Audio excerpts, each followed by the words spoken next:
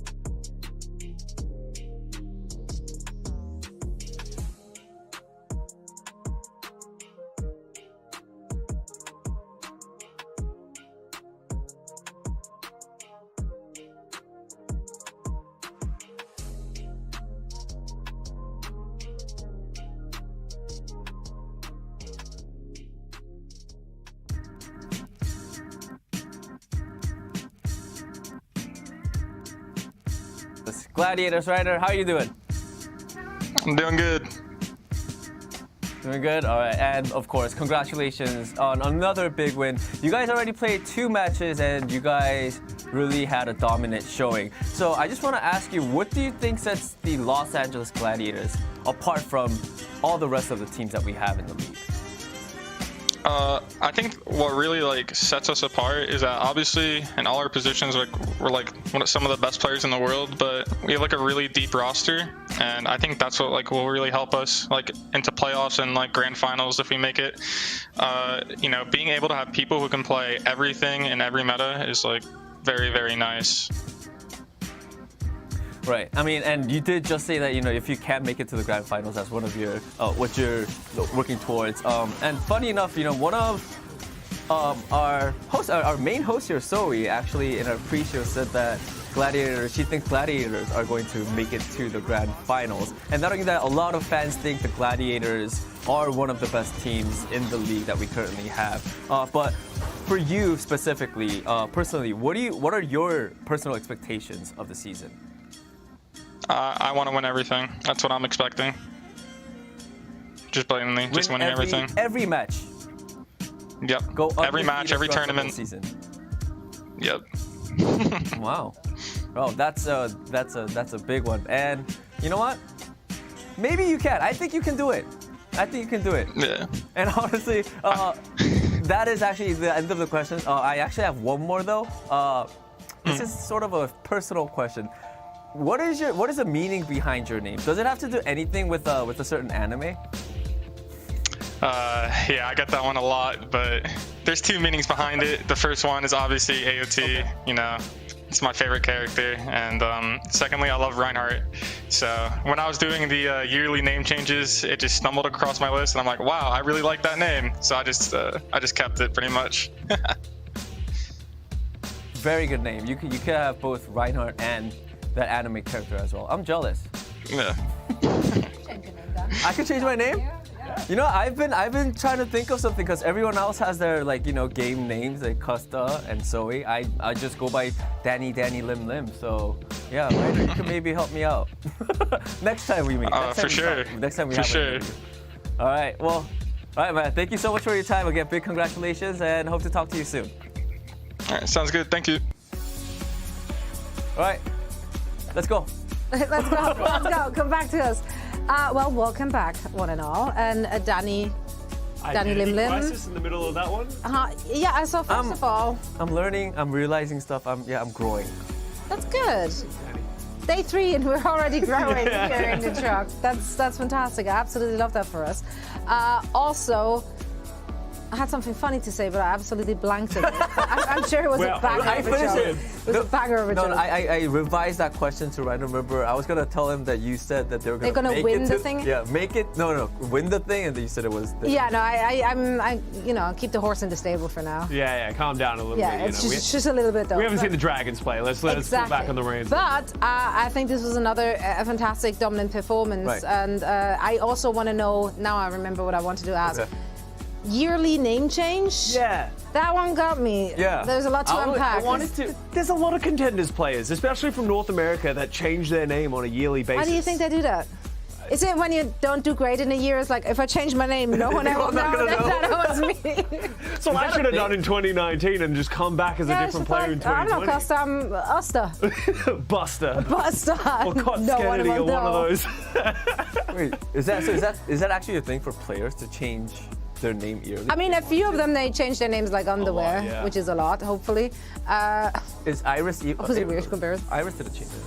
Yeah. Iris. I think he just never said on a name. Really? I think he just let us run with the wrong name all along. I think he was always Iris, and we just assumed that it was Iris. Well, I think he said he doesn't care. Either way, I want to talk about the match. Let's talk about how the Gladiators got it done and how Boston Uprising still did show some promise in that match. There were some highlight-worthy moments for them as well. Costa, what's your biggest takeaway from this last match of the day? I think the Gladiators are looking very good. I was impressed, especially by Arns on that Widowmaker. You know, there have been some question marks around, is he going to be able to do it? He's absolutely popping off. Some of those shots were just so fast that my brain didn't even comprehend what was on the screen before they were dead. But I think Victoria, on the other hand, I think did struggle in, probably one of his big debut Widow matches. So unfortunate to see for that, but Gladiators looking strong. Boston Uprising did impress me a little bit more than they did yesterday. Obviously, they had that match against the Vancouver Titans and it was back and forth, but certain people had higher expectations for Boston Uprising, and I think they were competitive with the Gladiators throughout the entire series. I think it's just hard to fight with the firepower that the Gladiators have throughout the whole of their roster.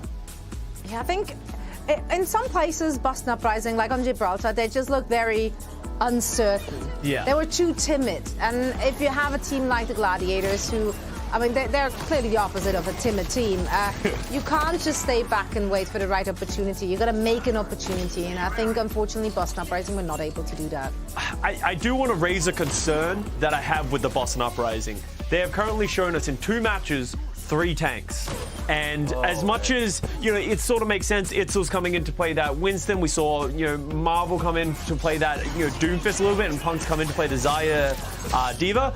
That's great and all to have players specialized, but I think having that massive amount of change between map to map in your main tank and your only tank now, I think could cause rifts throughout the season. So I'd like to see them specialize a little bit more, but, you know, it's their team. They can do with what they like. On the bright side, Gladiators looking really good. Yeah. True. Yeah, but like I think this is something which we got to witness in previous seasons from teams such as the Houston Outlaws. Playing musical chairs with your players, like, yeah, sure, great, your opponent never knows what they're going to get, but also kind of your teammates don't. So it's not necessarily always working out for the teams. Whereas on the other side, as you say, Danny, Gladiators looking really strong. Matt and Uber. Almost. I don't know what's going on with those two names specifically. I've known these guys for like 10 plus years, but okay, here we are. No, they said that it looked like they're mind linked of some sort, right? Yeah, like with Patifan as well as Reiner, always just linked up and synced up when it comes to attacking, when it comes to their positioning. Like the entire team is on the same page. Yeah. It's very, very nice. Big shout out to the coaching staff there as well, of course, since they do have something to do with that as well. So yeah, I'm really, really interested to see more of those two teams. Now, we did get to have quite a day with quite some matches, and that leads to quite some highlights. So we picked a few of those for our best of the day, and I'm gonna start it right off with just some visual reinforcements to why I think Gladiators is gonna make it to the grand finals. If you can finish up a map and you're actually asleep while doing so, I mean, how good are you? Look at he doesn't even need to do anything. This is why he was He does it with his eyes closed. Yeah. Yeah. There you go. That's a great angle. It really is. Really popping off here, you know? It's look at the newer generation just showing us how it's really done. Yeah. So Can sleep on the job and still get paid. Like that's aspiring. That's nice. I aspire to be that. is that an upgrade from Wins, who was tweeting from the payload? We've upgraded to now sleeping on the payload. Yeah. Yeah, I think that's better. Yeah. I appreciate it. Anyway, Kasa, what was your best of the day? My best of the day, it was a good thing, depends on who you look at it from. Nero had a great performance on the Tracer. We haven't seen too much Tracer, but Myeonbong, I think, just had a bad day in terms of Nero was kind of bullying him. It was pulse bomb after pulse bomb after pulse bomb. Nero was just sticking him, and it was kind of interesting to see how it kept going, because at first it was like, oh, Nero's popping off, and now I started to think, is they just targeting Myeonbong? This just felt like bullying. It felt personal. Yeah, it started getting personal as like it kind of felt like it was a little mean. Like, look at this. This is 3 in 2 maps so far. So leave Myeonbong alone is the TLDR. I guess Nero's doing a great job of what he's supposed to do. Yeah, I know. Right? But yeah, I mean, I don't know. If you're ever on the receiving end of that, like, it starts to really grind your gears. Like, eventually that Tracer is not just sticking their bums on your body, but they're inside your head. Yeah. And that's where it gets tricky. No coming back from that. No, there really isn't. It's quite tragic. Now, Daddy, what's your best of the day? Can I be honest? Please, I always want you to Don't tell me you forgot what your best of the day. I forgot what my best of the day was. Our but it's only fine. says Danny, so it's gonna be a surprise. Let's take a look at my best of the day. Thank you, Hex. Yeah. No, let's take a look. Our producer thinks it was happy. Of course, yes, it is happy. Happy was just so good. I mean, his soldier was great. I think I personally want to talk about his Widow play. There we go. We're talking about his Widow play. Hans was really good too, but we gotta give it to Happy. He was just phenomenal throughout the match. His Widows, I think it's just something about his like aim. I don't know what it is. Yeah, with the Widow. It's just fast. It's just fast. Like when he shoots, he so crisp. He like flicks as he shoots, so it looks like very crispy. fast. Yeah, it's nice. It's nice. It's just so nice to watch his Widow. Yeah. It's definitely magical, and I think we discussed it when we highlighted the team on day 1 or 2 or whenever they played. Oh wait, it's only day 3, so it was day 1 or 2. Yeah, that's for sure. With the lack of shields on the field right now, he's gonna hit a lot of shots if you're not careful. And I mean, he managed. If you manage to aim like that, it's bound to happen, and it happened a lot. So Ans is a fantastic player, and I can't wait to see more of that. For now, we're going to take a look at tomorrow's schedule to know what games are coming our way. And tomorrow is going to be a very filled day for all of us, as we're going to have 4 matches to end our first week. Starting off with the Bread Bowl! Bread Bowl! Absolute classic. London going up against the Vancouver Titans, and well, one team will win, that's for sure. And I can't wait to see more of those 2 teams. Now, Paris Eternal will face off against the Florida Mayhem. After that, we're going to see the Dallas Fuel trying to redeem themselves when going up against the Washington Justice. And the last match of the day will be the very dominant-looking Houston Outlaws taking on the Toronto Defiant. Which one of those is getting you hyped the most, and why is it the first match? It's not the first match, I'm going to be honest. As much as I am very hyped for the Bread Bowl, I am actually really excited to see Dallas, because me too. Are they as bad as they were on their first match? Or was that just a bad first match, bit of nerves, Houston coming to be really good? They get another strong match against the Washington Justice. Plus, remember earlier in the day I said my hot take or my uninformed opinion was that Dallas Fuel won't make the tournament. So this could be the beginning of me looking smart. So yeah. I like Honestly, that. they have to actually really perform well here. If not, then Costa's said I'm pretty sure it might come true. It's I'm a kind of lot scared. of pressure. It's a lot of pressure for that team on that match tomorrow, and I'm sure they're very eager to prove that the day number 1 never happened. So let's see if they can get that done or not. For now, this is it for our Watchpoint pre-show. We will be back once again, of course, tomorrow for our, did I say pre-show, post-show? That was it for the post-show. We will be back again tomorrow with our pre-show. Same place, same time. Make sure to tune in at 11:30 PST? PST. Are we in summertime? It feels summery, so let's go with that. Time is a social construct. It really is. 11:30. 11:30 LA time. And you're going to come and join us. So bye. See you tomorrow. Bye, guys.